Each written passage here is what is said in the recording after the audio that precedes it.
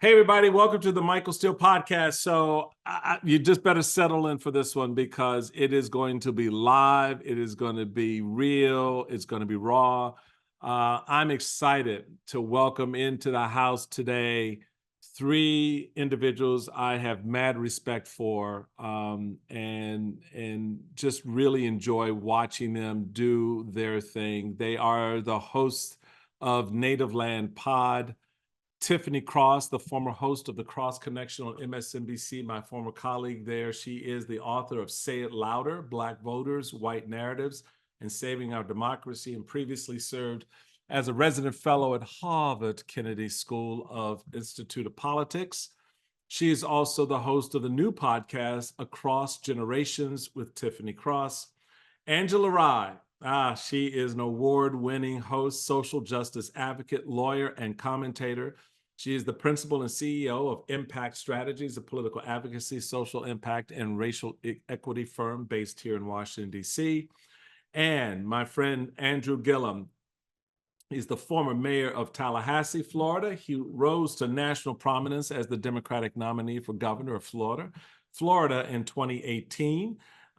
He was elected to the Tallahassee City Commission at age 23. He is the youngest person elected to office in that city's history.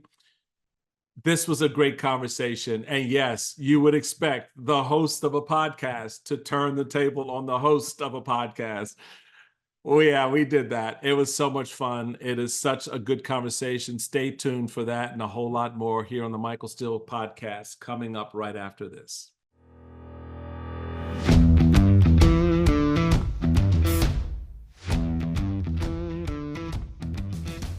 Hey, everybody, welcome to the Michael Steele podcast. What's up? It is happening right here. I mean, if you're going to be any place, this is where you need to be because this conversation that I'm about to have with three friends that I've long admired and worked with over the years has been something I've been looking forward to have Tiffany Cross in the house, Angela Rye in the house, Andrew Gillum in the house. I'm a lucky boy. What can I say? I'm excited. Welcome to the Michael Steele podcast. Thank you, Michael. Thanks for having us. Oh, it's my pleasure. Look, I'm just trying to play a little catch up to the stars here. You guys have been killing it with your new podcast, which is out now. And I mean, you came out of the gate hot. You've stayed hot.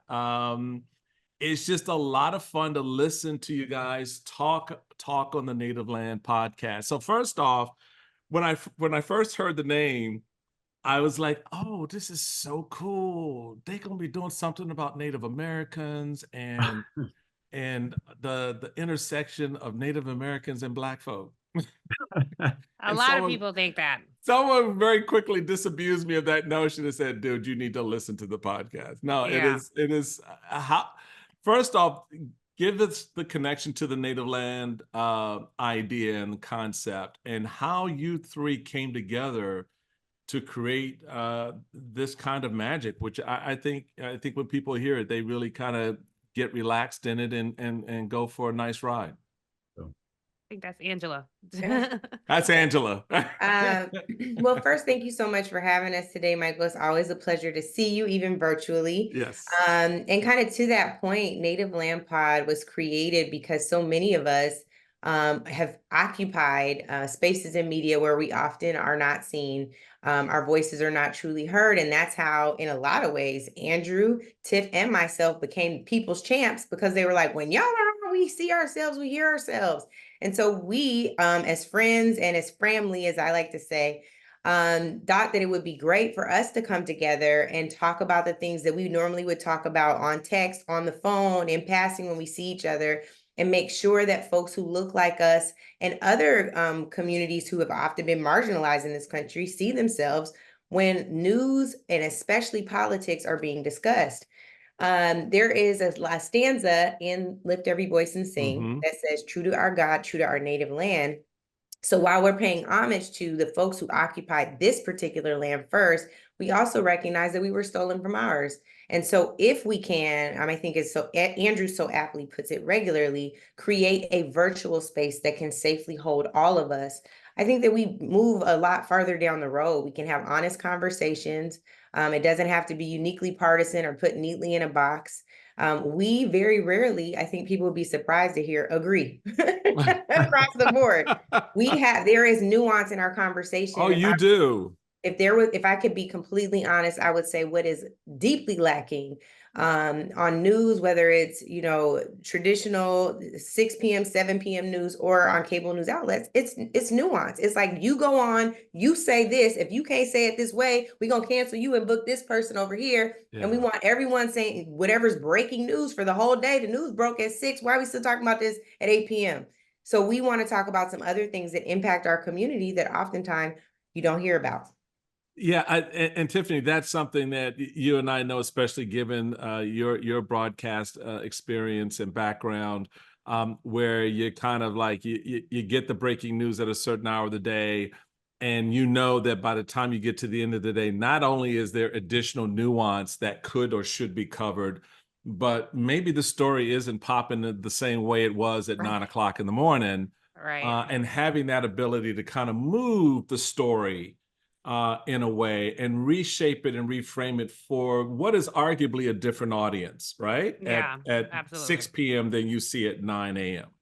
Well, first, I got to say thank you, Michael, for having us on the show. And just thank you for my time when we were at the network together and I would have you as a guest on the show. You gave me so much cover. You were a constant ally.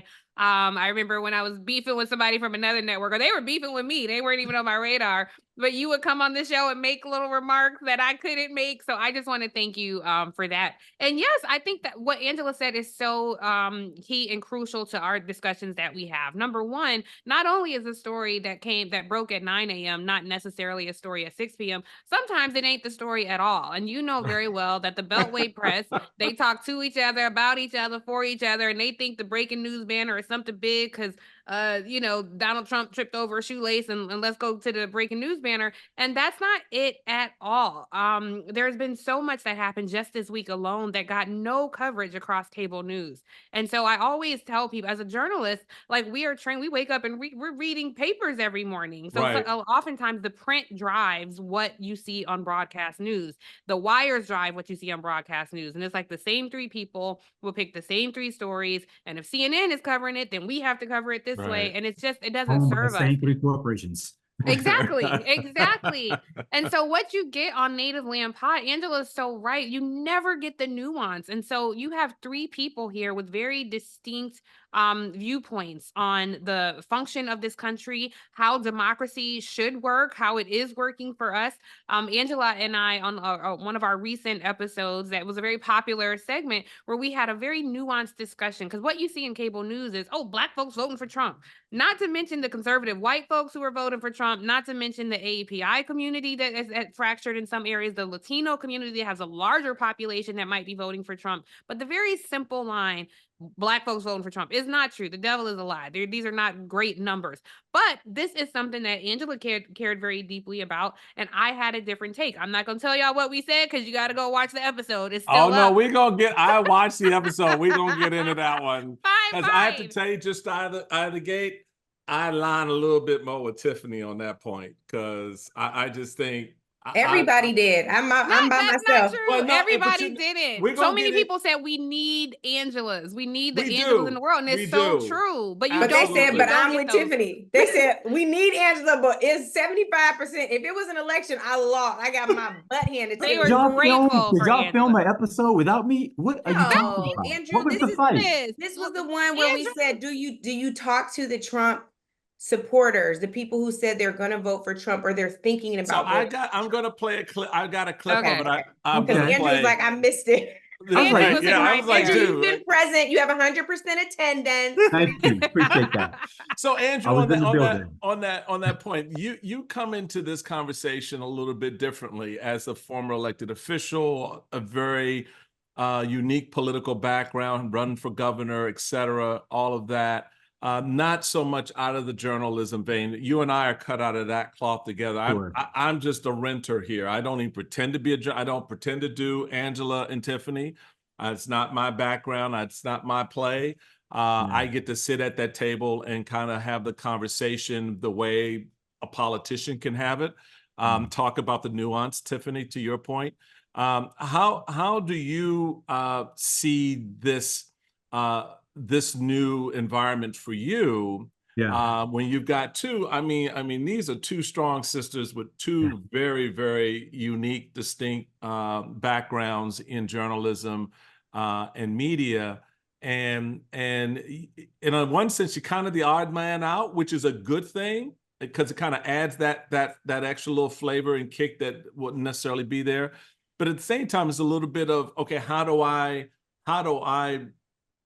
make the story work from the perspective of someone who's not looking at through a journalistic lens?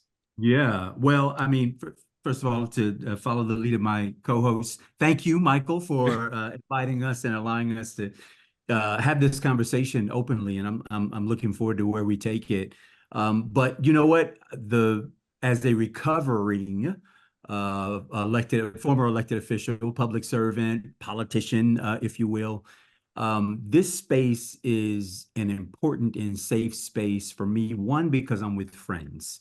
These are women who I've known for my adulthood. And so we don't have to pretend to create the environment where we're trying to be friends, trying to create chemistry to attract people to the conversation. I hear it from all kinds of family members and others who say, I just feel like I'm sitting on the couch or on the floor, y'all are on the couch, and we're just listening in, eavesdropping on a conversation. And that makes it comfortable. The other thing is, at this stage of my life, I'm not trying to prove anything to anybody. I don't want anybody's vote.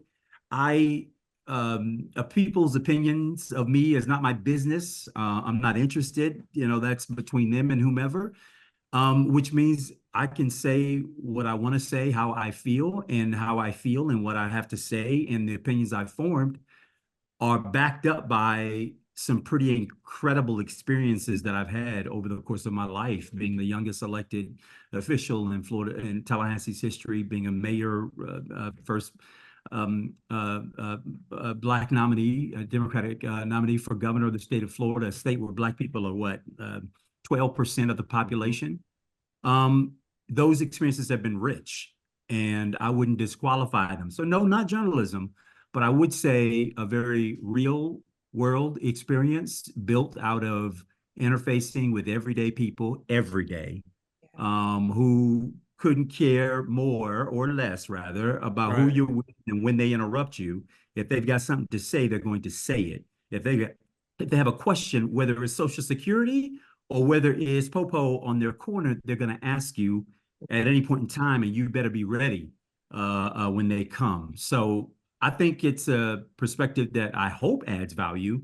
But if it doesn't, if no one walks away with anything, I'm certainly enjoying my time at it. So we can take away. Can I say really quickly, Michael? Yeah. Because the way Andrew framed it, I just want to say, when Andrew was on the campaign trail, he had that same spirit. Andrew has always said, I felt like that's why he was so magical. He has always had conviction in his beliefs, and he's always said it. This time, he's not trying to get votes. But I will say, I don't know what Andrew's future holds, but I will say a majority of the comments are frustrated with Andrew because I don't know what they think Andrew could do, but they're like, you left us with DeSantis and you need to run again. And it's like, he didn't abandon the race, like he ran. Angela was down there helping him campaign. So Andrew has always had conviction in his beliefs, and he gets to express them the same way he did on the campaign trail. And I think that's what you witnessed, Michael, because we've been talking about this in all transparency. We're like, the best conversations we have is when we're like all together, just sitting around talking about what we should talk about, how we should talk about it. This is literally like we're giving people a chance to eavesdrop on our conversations. Andrew, having been an executive of a municipality, has a unique perspective. Angela, having worked on Capitol Hill, run a business, navigated cable news media, has a different perspective. I've mostly navigated newsrooms my entire adult career. So most what I say is something critical of the media. I have honestly more questions for Angela and Andrew than I do opinions sometimes, because the experience you get here is so rich. And sometimes like we're slapping you over the head with the perspective, but a lot of times it is that nuance that is so missing from white-run cable news audiences. And I think that's why we've had the traction we've had, because people want to hear this conversation and we're not afraid to have it. That's what I love about this, because and I think it's something that's not really appreciated too much. And I remember one of the first times I heard Angela express. That's Mama Rye minding her business. She right there. Mom, I'm on Michael Steele's podcast with Tiff and Andrew. Hi, Mama Rye. Michael, Hello, you're getting hello, the full Mama effect. Rye. of Look at Native it. She's Land. so cute. Look at, I oh, see you, now go Jazzy. ahead, girl. I see you, Look Jazzy. at that. Let's do it, girl. Let's go. Come Look, on. now she like, hold on. Jazzy. Okay, Mom, I'll be your chai tea latte and stuff is on the counter in there. She said, I'm still modeling. Real Okay. There you Native go. She Land. is That's so how it is. adorable. I hope Hey. she stay there the whole podcast, just posing. Yeah, like a pose. Shut up. I love it. I God. love it. Okay, we're back. Sorry. No, it's all good. That's what I love. I mean, it's just what I take what I was about to say. One of the, the first times I really heard Angela talking in her capacity as a journalist and all of that. She was talking about the Black perspective. She was bringing that perspective to a space that, and in a way that we hadn't heard someone in her position as a young woman at that time. And then same with you, Tiffany. I mean, look, let's be real. You were controversial because you were speaking about your community. You were saying stuff that everybody else knew was true. It's just that white folks weren't accepting it. Yeah. And so that's what I like about it. And certainly I can tell you as a Black Republican, my life in the 50 years, damn near 50 years, I've been, I'm 47 years out from 50 years in this party. So you joined the party when you were 3? Thank Shut you. up, Tim. Thank you. You And wanna this is slide why, down? You wanna slide your digits? Tiffany's always had a special place in my heart. She knew my weakness. She's right. Michael Steele's a young buck. He started real early out here in these streets. But I joined the party in 1976. Yeah. And I was still 17, about to turn 18. And that was my first presidential election. So I made some real choices, but it was not an easy choice to make. And part of that for me was bringing my experience as a young Black man into the conversation inside my party. And I got it from Democrats who called me an Uncle Tom, and from Republicans who thought, oh, okay, yeah, let's just put him up front and he'll tap dance. And I did neither of those things. And so it is difficult to have a conversation about us because we have to meet everybody else's expectation. And what I love about your conversations is that you say to hell with the expectation. You either, take us as we are or change the channel, go someplace else, but this is going to be real. How hard is that to do? Because, Charlemagne the God comes to you guys and say, hey, I got an idea. Clearly, you didn't need a whole lot of convincing to do it. Or did you? Did you have some thoughts about how this was going to play out and what any potential backlash to the three of you elevating up the conversation about the Black experience, Black politics, Black economics, Black education, et cetera, when you knew the country was trying to shut down that conversation, CRT, burning books, anti-slavery history, et cetera? Yeah. I don't think that we, well, there are a couple of things. One is, I co-founded a network called Reason Choice Media with Leonard and with Chris Morrow. And they knew they wanted a flagship political show, and this is it. So there was never really any, I think, question on any of our, because like we said, this is a conversation that we willingly have with each other, whether it's recorded or not.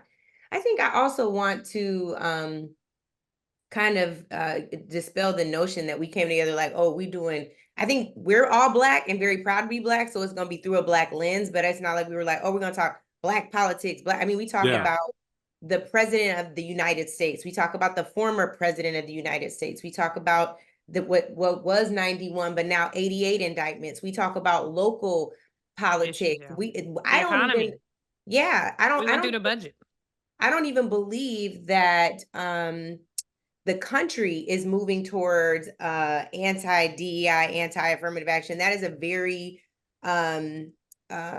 unique white power, white supremacist structure that's moving towards that. I don't think we're all moving towards that as not monolithic as we are even on this Zoom. I think we probably reflect several different portions and parts of our community and even different perspective. But I don't think that it's fair to say that this country is moving away from those things. I think that there are people who are far more organized and more financed than people who look like us and other members of the Rainbow Coalition. I think that it's unfortunate that white women have used their privilege to stand shoulder to shoulder with white privilege and white supremacy instead of shoulder to shoulder with people who have been allies to them, whether they've paid it forward or not. But I think that we didn't strive to set out to be like, oh, we're going to be a Black show.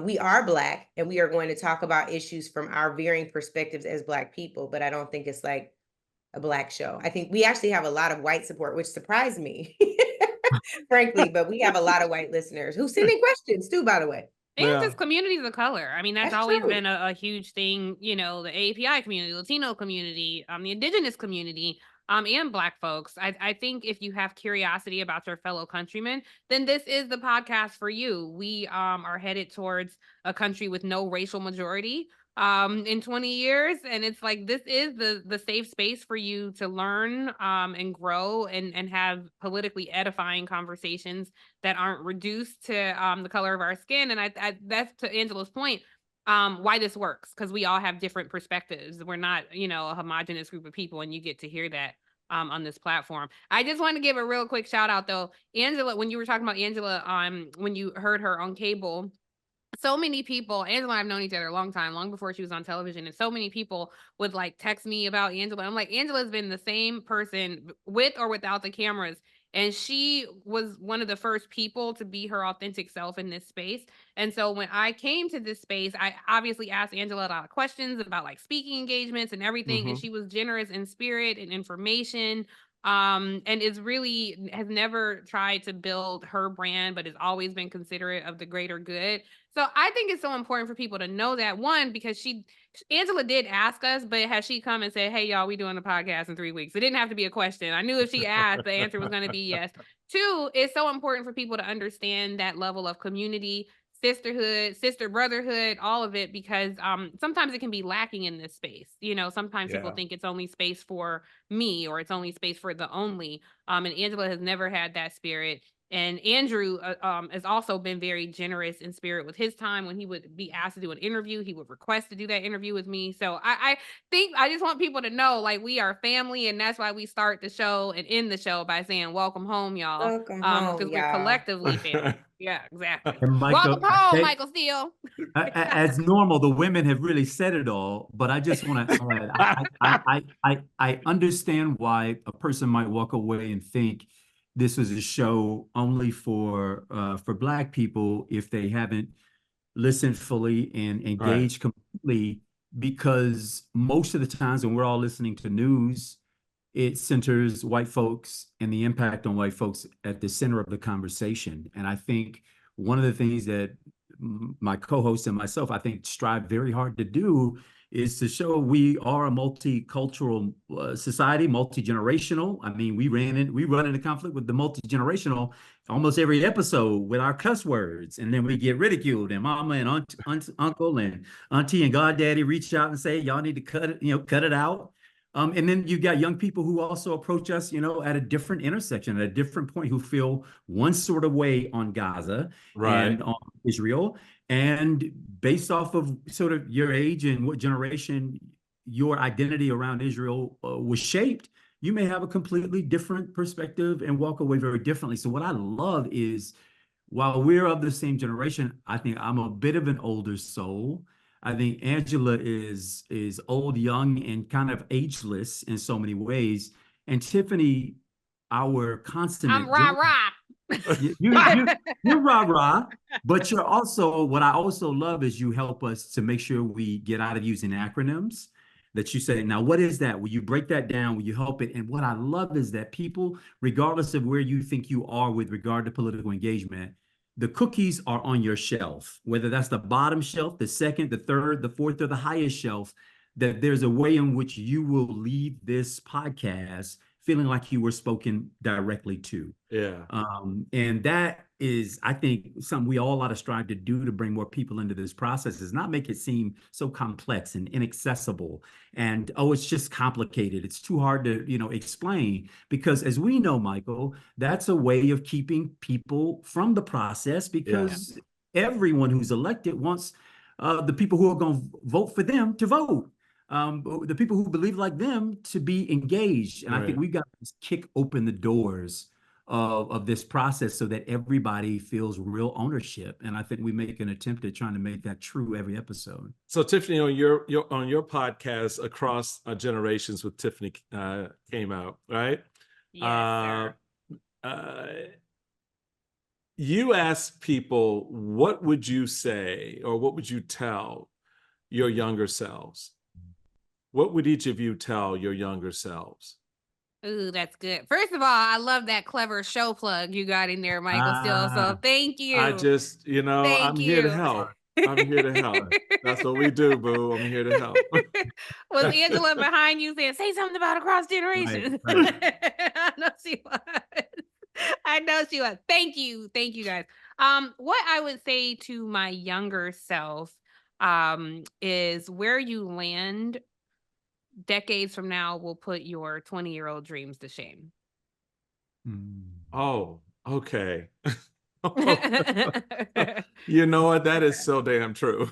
Yeah. I'm thinking my mind was so small. My vision was so small. Thank God the Lord had a bigger vision for my life than I did. But I remember thinking, I got a job doing the local news at a urban radio station in Atlanta, V103, on the Frank Ski Morning Show. And I remember thinking, I made it. Like, I'm pretty much Barbara Walters of Atlanta now. Lord, you don't have to do anything else for me. Just give me a little money so I might be able to buy me a Honda Civic. I'm going to go into Banana Public and make it rain. And thank God, the Lord was like, girl, I got something so much bigger for you. Yeah. And so I try to remember that now, even in my low moments, wherever I am, even in this season of struggle, that my struggle looks pretty damn good to a lot of folks. If I see the struggle as a launching pad to whatever comes next. My season of struggle was what I used to aspire to be, how I used to aspire to live. But I lead a preaching to Andrew, because Andrew always give us a word. That's my quick testimony. All right, Pastor Andrew, go for it. No, I don't. Your I'm younger self. Here, man. I'm running from that. I wish I would have.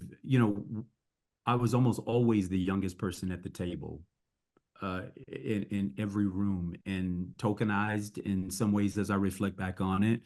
In other ways, maybe embraced, but then in a lot of ways, I talked myself out of saying the most courageous thing that came to mind, because I was concerned at various stages of the consequences of it. And every now I would detach from that and show out, and then people would say, "But that's not the Andrew I know," and that's not, I'm thinking. Yeah.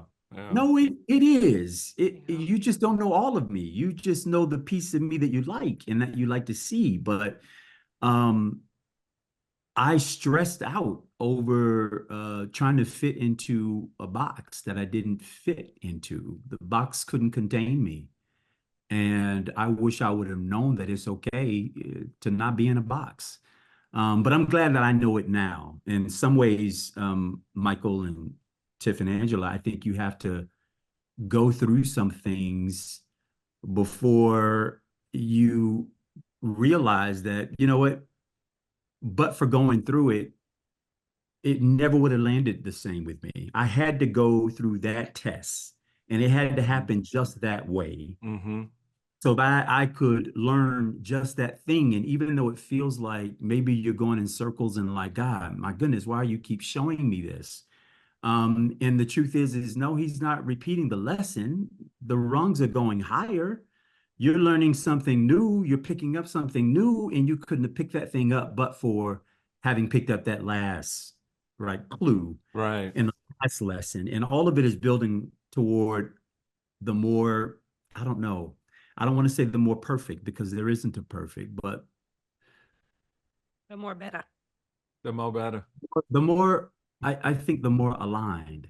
Coming in, coming home, like coming home within yourself. And so many of us, and I still have areas of my life where I'm still in the wilderness, and I think that's a good thing. But I'm glad that I know today that I contain it all. I'm the space, all of it, not to be contained in any four corners. Where I move is where I'm supposed to be. Yeah. And validation from anybody is not only not a requirement, but it's not necessary. All right, church. We're going to talk more about that later when we in person, Andrew. I want to get more to that more aligned. I need a more word from that. Come on, friend. I would say to my younger self, and Andrew just touched on this a little bit, but perfection is not required. You are worthy. And on a more practical level, I would say freeze a lot of eggs. But those are the two things. Those are the two things. I'm serious. I love both. No, that's real. Like, Look at these men rap that is so laugh, but I'm women. so serious. Yes. Like, this fertility journey now, like freeze your young eggs. The word. They cannot tell you, man, it's rough. Don't let people keep telling you, you have time, you have time, you have time. Like Angela got a good point there. Every so day many is women. so precious. Yeah. That is, but that's, again, she just proves the point that when, she's always been Angela. That's the person I first heard say, very practical, very real, very honest. Okay, bottom line, y'all need to freeze your eggs. Yeah. Freeze your eggs. I did not listen. I should have listened. I didn't freeze. Oh my God. Well, I'm gonna play too. So because I love the question you pose, Tiffany, to your audience, and so my younger self, if I'm thinking about it, 40 years ago, I left the monastery and came back into the world that way. And what I would tell myself is your vocation and your mission will merge. It's okay.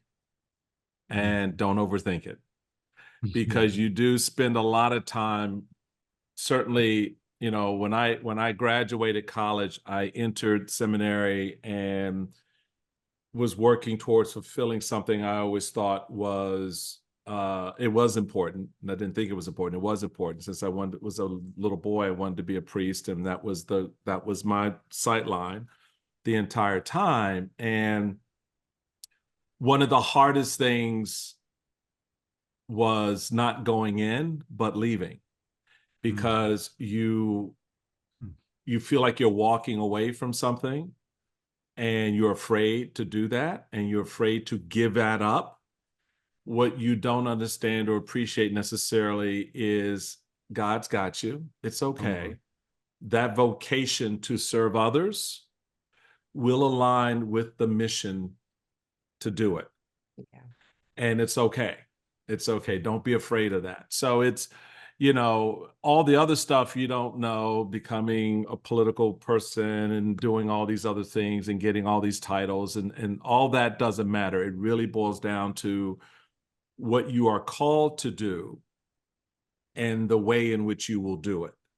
Yeah. And it's okay to not be afraid to face that. So, all right. So we've done church. We've gotten background. We got testimony from you. We got Michael testimony. Thank you for that. So we're going to take a quick break, and when we come back, we're going to do some politics. All right. Be ready. Now the fun begins. I'm having a blast with my crew in the house today, Andrew, Angela, and the incomparable Tiffany. So much fun. We're going to take a quick break. When we come back, we'll have more on the Michael Steele Podcast. Welcome back, everybody, to the Michael Steele Podcast. Well, the Michael Steele Podcast is hooked up with the Native Land Pod. Yeah, welcome home. And we are having a wonderful rollout and a wonderful conversation. If you missed the first part, hey, download and play it back, okay? So, because we did a little church, we did a little bit of mission, and we did a little bit of background, so you understand. But now we want to. Papa Rye. What was that? No, we saw Papa Rye. Oh, we got Papa Rye now. Mama Rye made a cameo now. Papa Rye made a cameo. We got Papa Rye making an appearance. We love you, Papa Rye. Look at What's Papa up, Papa Rye. Rye? Hey, how you guys doing? All right, baby. Looking well, man. How are you? Hey, man, it's good to see y'all. Now Mama Rye see coming you. in. I'll be 82 in 2 months. Oh, Oh, God get bless. outta So I'm going on 49. There you And go, we baby. know baby. it. We That's how know we it. roll. That's and that's All right, sorry to interrupt y'all's thing. okay. That's Daddy's mom, and then that's Daddy.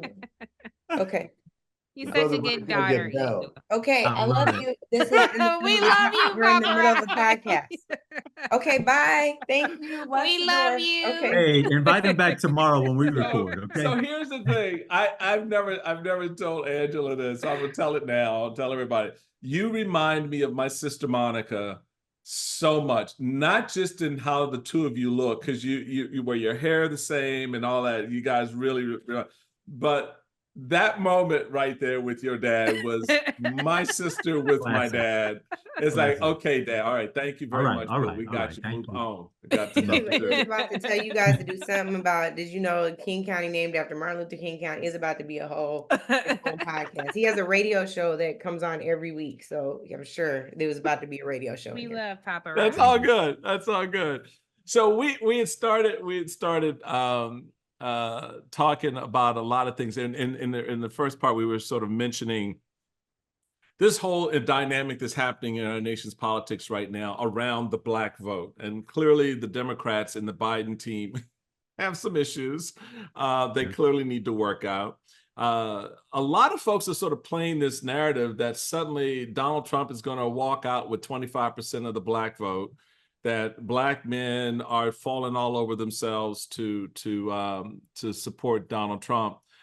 I don't subscribe to either one of those points of view. I think at the end of the day, Donald Trump winds up with that best 12% of the Black vote, which quite honestly is pretty much standard fare.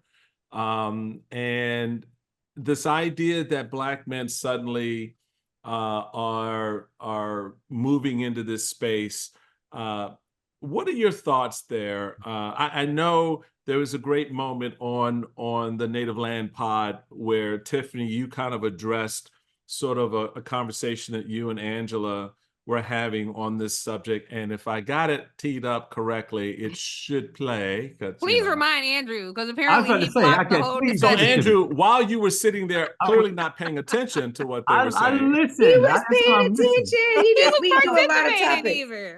He was paying attention. So the gist of the discussion was that Black men was moving towards Trump. And the question is, do we embrace that and do we sort of help them, or do we not embrace that? That's not the question. That's not the I wanna question. make What's the sure- question? Frame I the want to question, make Andrew. sure that We frame it right? Blame for saying that. The question was for the people who are pondering voting for Donald Trump, or like, I'm at least considering this because at least I got a stimmy, or, you know, he sounds more like I want him to sound. He sounds strong. Democrats sound weak. Like all of that chatter. Do we still engage with those folks? Do we talk to them about what their experience was and how to get them into truth? And Tiffany was like, that ain't my ministry. I'm gonna let you have that. And I'm like, but it needs to be all of our ministry. And this is also a running fight in the friendship. Like, why won't you just let me do my lane and you do your lane? I'm like, no, we all need to do this. So that was really the tenor of the conversation. Very well. So this was I remember that. Now you remember. Now You remember Michael's that? still trying to get us out here dragged by Fox again. We already getting dragged for reparations. You trying to be like, oh, they said that if you vote for Donald Trump, you welcome too. That is not what we said. That is not what we said. But we are welcome to have a conversation, at least with me. Yeah. Maybe not Andrew or Tiff, but at least with me. And then after this, I got a question for you, Michael Steele. But let me hear your clip. Yes, Monica. All right, let's see what we got here. Agree on Black people who support Trump. And I'm not saying we shouldn't talk to those people. Angela actually gives a shit about your humanity. She is saying, I care about you enough. I want to engage you. I want to talk to you. I want to bring you along and show you why Trump is a problem. My position is some people gonna have to get left behind. I'm not trying to convince the slave you still a slave. If that's what you believe, then you got to stay there. My audience is somewhere else. Angela is like impassioned about it. And I'm like, yeah, if they get something great, I hope so. But that's just not who I'm speaking to. But I think this is such an interesting discussion because there are so many people out there who feel how I feel or feel how you feel. Now that I agree with. So there was agreement at the end there. So just to get in the conversation with the three of you, I kind of align myself at this stage with Tiffany. I started where you are, Angela, where knowing a lot of these people, having worked with a lot of them, and certainly, being out around the country, grassroots, having been a part of the emergence of the Tea Party. So I know a lot of the origin story, a lot of the backstory, the transformation that a number of these folks have been going through, which is not just Trump oriented. And it's certainly not just unique to what we see emerging among Black voters per se. But I have now moved on because I'm sorry, after an insurrection and after all the other stuff, I don't care what kind of gold lame shoes you put in front of me. I'm not buying. I'm just not buying it. You can sit back and talk about Trump tax cuts. If you made less than $1 million, you didn't see it. So don't come up at me about how you benefited from the tax cuts, because you didn't. If you sitting up there telling me, oh, all the stuff he did for COVID, he did jack, 1 million people died, and he told you to inject your dumb ass with bleach.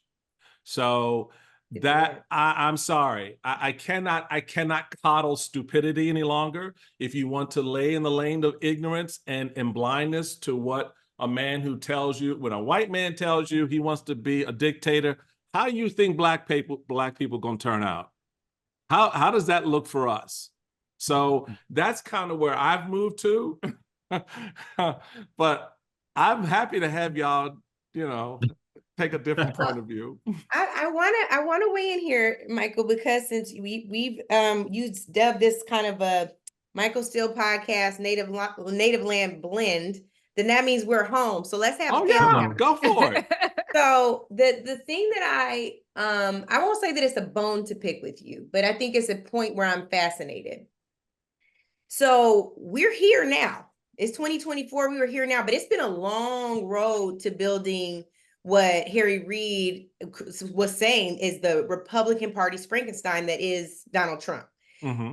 And you served in a role as RNC chair, I think especially during 2010, where we really started seeing a visible tide change. And you were on the other side of being impacted by that tide change. Like RNC was like, okay, actually, we don't want this Black guy no more either. So you know what that feels like. You mean but like in the 2010, Tea Party? What I say? Are you referring to the Tea Party, the rise of the Tea Party movement? No, I'm saying the RNC got rid of Michael Steele. He knows that was, that's a part of what happened, right? But you know why they did it though, right? Hold on, because before they did it, there was a campaign that was launched in 2010 to get the Republicans to House. That was the Fire Nancy Pelosi campaign. Yep. That's something that was like, that was you. Yep. Absolutely. That was me. Absolutely. Okay. So. But you know what it was on?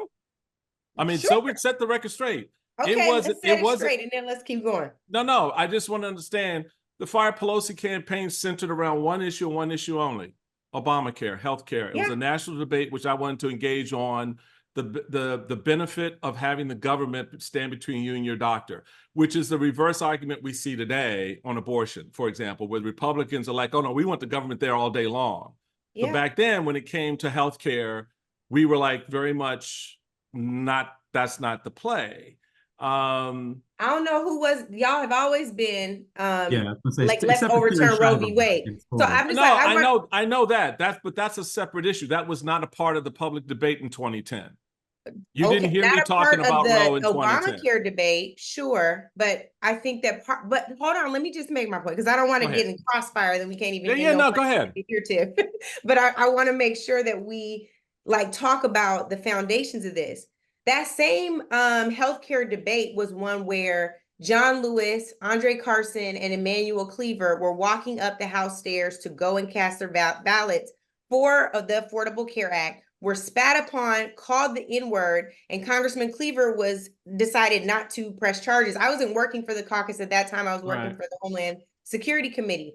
But I'm bringing this up to say we can't take any of these things in isolation, and we all have to be responsible for the role we play. I think you probably had good intentions based on your perspective on what Obamacare would do, but the same ways in which Black people and the marginalized communities that Tiff talked about would benefit from this kind of healthcare, not standing between. But they didn't. Obamacare did not address healthcare disparities in the Black community. It was one of the issues I raised. Obamacare didn't really get a chance to because, as you know, the House voted over 80 times to try to repeal it, and they protested it the whole way, even taking it all the way to the Supreme Court. Tiffany and Andrew, am I mistaken? Did Nancy Pelosi write the law? Did Obama write the law?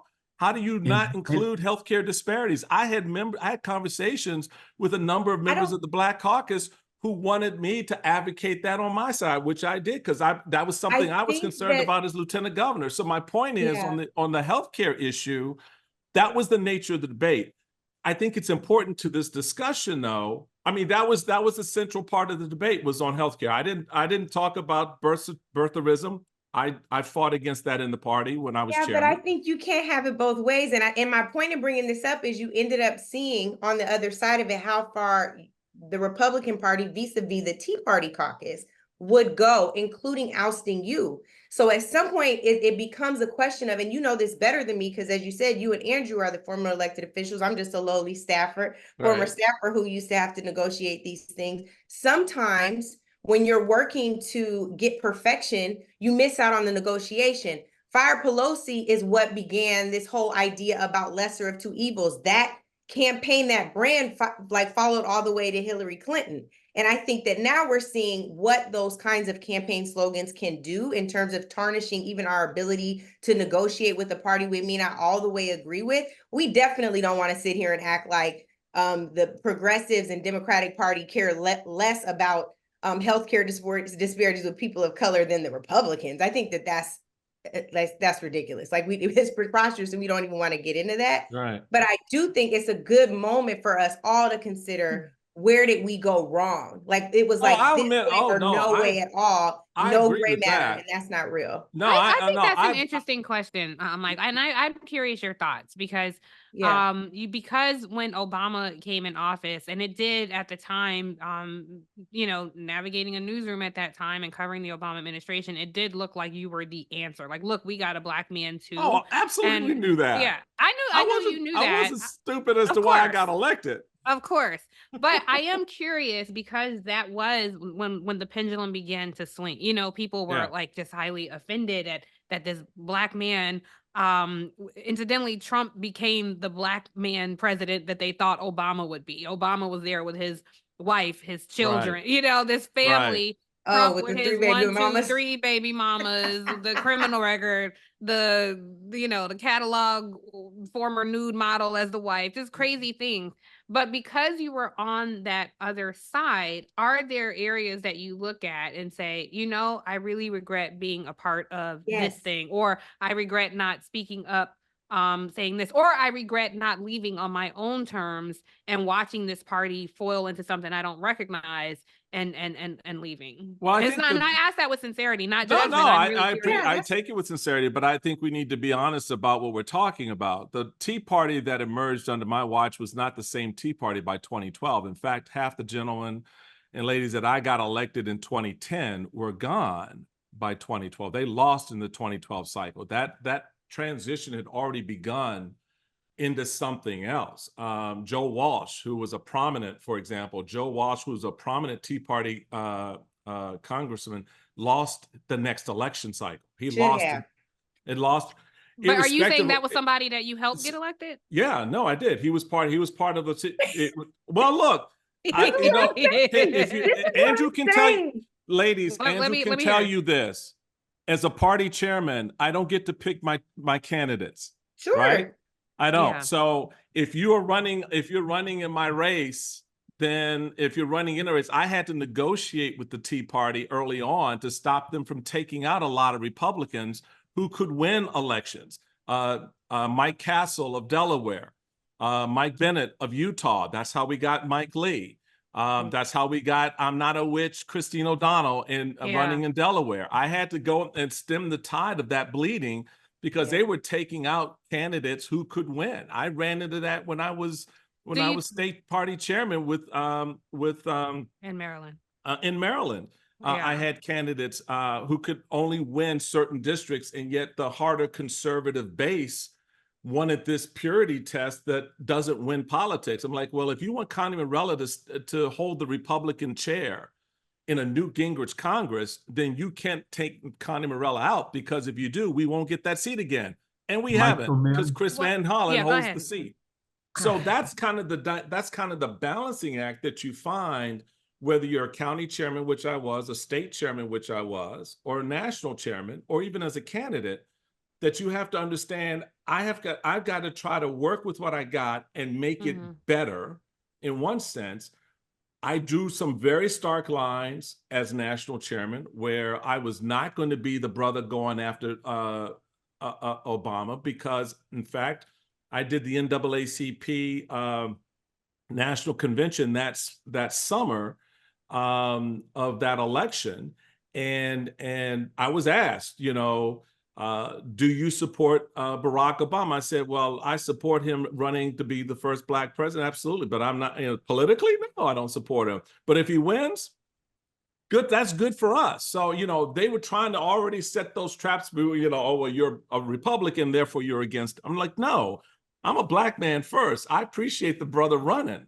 But there are also other things that do emerge in these campaigns. And so my strategy in 2010 was basically to employ the strategies I learned at the knee of one individual growing up here in Washington, D.C. Marion Barry taught me almost everything I know about politics. And amazing mayor, amazing politician. And I applied that strategy. And it was grassroots. I focused on, okay, how do you win elections at the bottom? At the bottom. So for me, let me ask you this, because I think this is important. It kind of is what Tiff is getting at. Yeah. And even like the examples that you use, I think the question is, I know the question is, do you think when you employ the strategies of a fire Nancy Pelosi, seeing now that there is, I don't know if I did the thumbs up on yours or not, that's funny. I'm like, who is doing thumbs up? Is that Andrew trying to say I got something to say? Anyway, but I think that now we say this every 4 years now, and it's true every 4 years. We're in the fight of our lives. This election isn't just one about political leanings, it's a war. I wonder if you're like, if I could go back and draw a contrast with it without it being like such a violent contrast. But it wasn't. Angela, is your issue is it the moving into sort of the politics of personal destruction rather than? I think but that wasn't the game in 2010. But it was, and I think Fire Pelosi is not. You're applying. I think, Angela, Michael, you and I both know y'all demonized her because she was. Maybe this wasn't your intent, but she's a woman. She's a woman. No, I went after Nancy Pelosi because she was the Speaker of the House. She was not because she was a woman. Come on. She was the Michael, Speaker of the House. You gotta know your base, and you had to know that, like, Michael, at the root Angela, can I ask a question? Because I think can I just stop everybody for a second? This is something y'all don't know. Show. I mean, you paint with too broad a brush. you guys, you paint with too broad a brush. And I do want to get back to some other questions besides me and But This is a now good let me get to conversation, my Michael. point. This is a I good- can't no, You but- ready to flip this show? yeah, you just flipped my show on me. Go ahead, right? Mike. This is a No, good because conversation. my But I question really anticipated was, that do with you Angela. I knew regret because any of she and I that? do this all the time. But go ahead, girl. My question was really, do you regret any of that? Because we've come a really far, like in 2020, I don't regret. 2010, I could do not regret the negotiate. fire Pelosi effort because the fire Yeah. Pelosi effort was not. It was not a personal attack on Nancy Pelosi. It did not incite violence against Nancy Pelosi. It was taking someone who's employed by the people and firing her from her job. That's how you win the House. You got to fire the person who is the Speaker of the House. That's how the job now. So maybe the other way it could You have can been take run the would have hot been take rhetoric back of the House. today and try to apply it back to actions and decisions that were made 15, 20 years ago. But that's just wrong because that political environment was very different from what Trump created in 2016, 2017 and beyond. No. They're Stop, Dad. point no, out to me where I called for Please stop. any violence or any Republican running for governor or running for U.S. Senate or running for a congressional seat called for violence against their fellow Democrat or against their fellow Republican. No, I don't think anyone's suggesting that, Michael. No, and I it's certainly just don't it's recall you sowing the doing anything seeds. like that. But Yeah, no. Andrew, I know you've been But trying to get in. I mean, sowing the seeds. You call them sowing the seeds today, but would you did? I mean, you don't know that in 2010 Michael, that's I going to think lead that- to all these other things because I said, oh, I want to do a national bus tour to No, remove. it's not about your bus tour. It's No, about but that's what I'm just giving happened you. on the House steps. I referenced what happened on the House steps.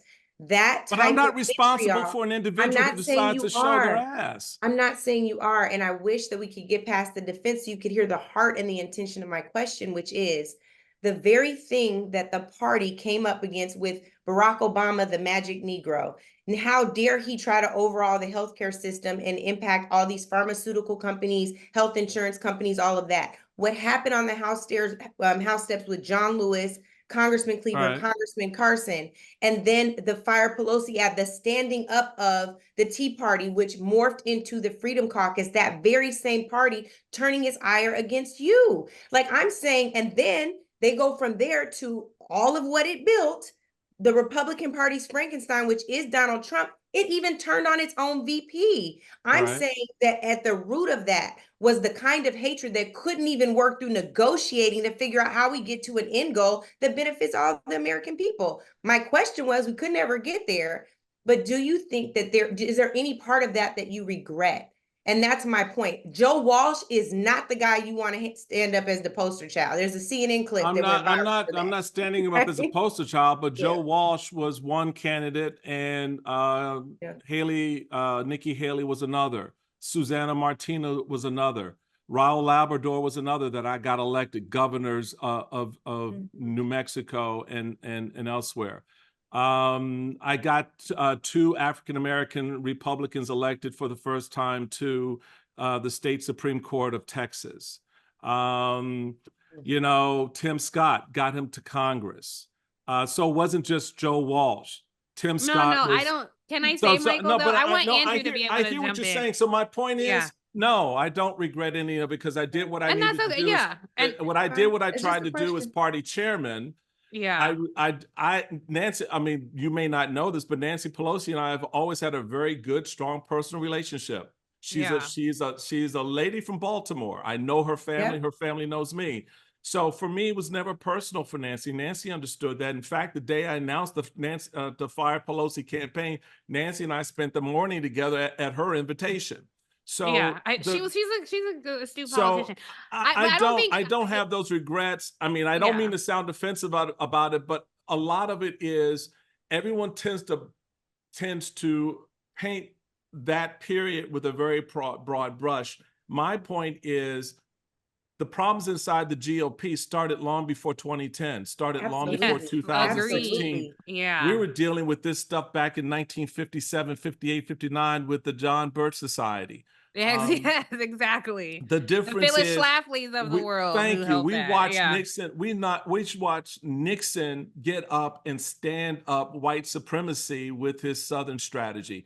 As Yeah. national chairman, my first year, I declared that strategy over. We were no longer going down that. I gave that press conference and made that declaration. So I've always been caught in this space between trying to move this party off of its racist tendencies with those elements that would spit on a John Lewis on the on the state house, on the Capitol steps. A heavy lift, Michael. A heavy It lift. is. But you know, and forgive me if I sounded defensive. It's just that I go through this every time and try to. You have these arguments all the time. I have them all the time, and I appreciate. I know I do appreciate Angela bringing it up because it is important in the context of where we are today to understand that this strain has been a part of this party. I had to fight it inside. I had to wrestle with it. And actually, it wasn't that strain that wanted me fired. It was the moneyed interest that wanted me fired because I cut off too much of the cash. At the end of the day, I was putting cash into races they didn't want cash in, and in places in the country they didn't want it to spend it. So, but anyway, can I just say really quickly, man? I'm gonna let you get back to your show, but I just no, want to say really I loved it. I love. Thank you, this your thank best you, episode Angela. all season, Michael. So many people gonna be listening to this episode, but I just want to say because of the candidates that you pointed out, I think this is something that the GOP gets wrong every time.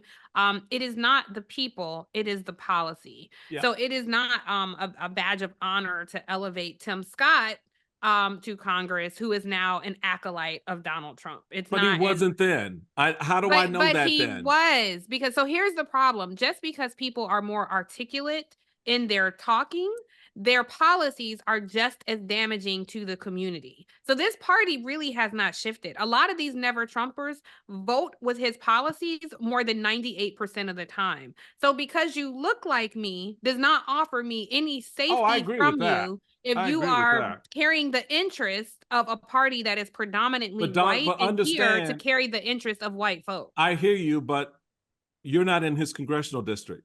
And the people in his congressional district. He's a senator now, wreaking havoc in South Carolina. That's a different timeline and narrative. It has nothing to do with what I did in 2010. But Mike, I think it's important even for you. I mean, he could have still been elevated to U.S. senator by Governor Haley at that point. Sure, but even when you say you're not in his congressional district, then and we will have to get into this now. But then I think we have to open up to GOP.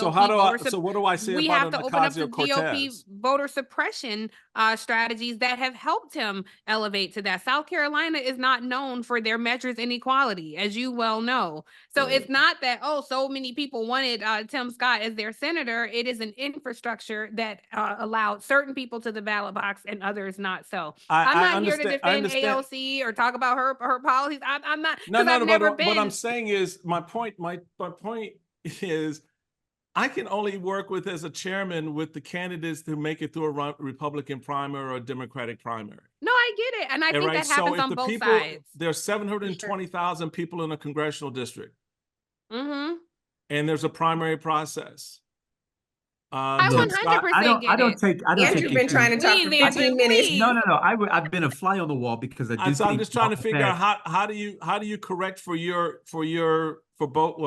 question, Tiffany, if the people in that congressional district and that he's running in, whether it's Tim Scott or whether it is a Democrat running in a district where the progressive member beats the traditional Democrat, which is what Ocasio-Cortez. A lot of that is a great place for Andrew to weigh in as a former elected official. That's why I was going to move. I was going to move it down to Andrew. So Andrew, help a brother out and explain this as a candidate, because I'm just doing it from a chairman's perspective.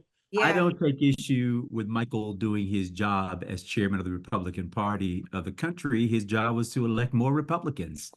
And Angela, your point is well taken with regard to what our actions were in contributing to the seedlings of what exists today. And everything that came before has contributed in some way or another. And there's no doubt, I mean, the Tea Party people who showed up in 2010 in my city hall, there was never anything right, middle of the road, marginal. It was always at the extreme is how it showed up. And I can understand how you being in DC could have experienced it very differently than how I experienced it down at City Hall in downtown Tallahassee, where these people never showed up with an ounce of respect. Right. They looked the part, And then their mouths opened and they revealed themselves, right? As the snakes that they were and worse. And I think that's where DC loses its connection to what's happening on the ground, because for me, it began and it showed up. It reared its head very clearly as a anti-Black, anti-Obama. It wasn't even so much about policy. They saw a world changing and shifting quicker than they were prepared to adjust to it. And their instincts were to strike out. And they struck out, big, and they had some local successes in elevating people. Michael, what I was trying to get to a moment ago, but I think you've revealed the answer. And some of the conversation here was you were acutely aware of what your skin color had to do with you being elevated chairman. I wouldn't reduce you, by the way, to just your skin color. You clearly have worked, labored, you put yourself in position, and your preparation met an opportunity, and you were elevated, but your race was not a disqualifier. In fact, you probably consider it an asset. And I'm curious to know, for you, in making that deal with yourself, that negotiation of, I know what all is in this. This is important to me only because I think that there are brothers, as we look out and see people talking about getting behind Donald Trump, this election, Black men, in addition to all other people Tiffany would list, and cultures and backgrounds, but Black folks particularly mean something to us. I'm wondering what negotiation did you do that said, I'm going to accept this because when I leave this perch, this will have been made different because I was here?